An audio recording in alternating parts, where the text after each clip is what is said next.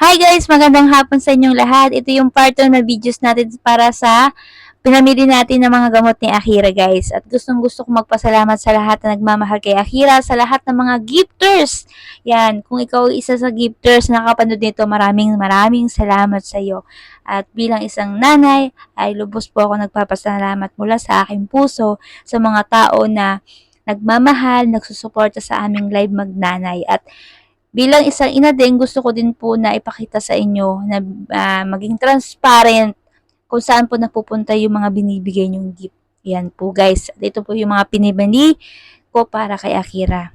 So guys, aayusin natin to, i-arrange natin to para makita ninyo kung ilan ba yung mga pinamili ko mga gamot kay Akira, guys. Guys, hindi lang gamot yung mga pinamili ko kay Akira, may mga gloves yan, guys, para sa pagkakabit ng NGT, tsaka mga syringe, yan, meron yan na binili ako, guys. So, ito na nga, guys, ang una, ang ating disposable na gloves. Ayan.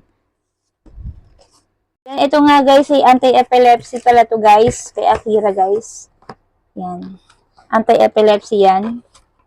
So, bali guys, itong cap din na Kepra ay 5 piraso siya guys. Then, bumili din ako guys ng Phenytoin. Ayan, Dilantin Phenytoin sa anti-epilepsy. And then, bumili din ako guys ng Pycompa. Ayan. Ito lang piraso guys kasi nahati lang siya. Bali, nasa 1,000 plus kasi to guys. Medyo mahal talaga.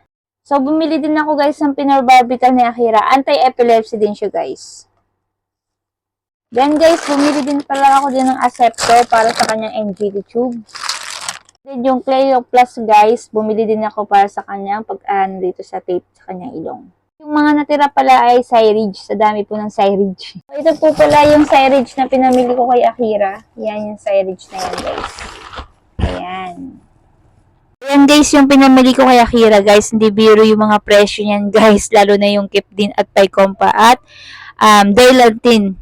Ang pinakamura lang dyan na gamot guys ay Phenobarbital. So ito nga guys yung mga pinamili ko guys, pasensya na kayo nagka-ano-ano kasi yung mga box. Kasi naisiksik kasi yan sa lagayan ng box kasi guys, yan. Yan ang pinamili ko kay Akira.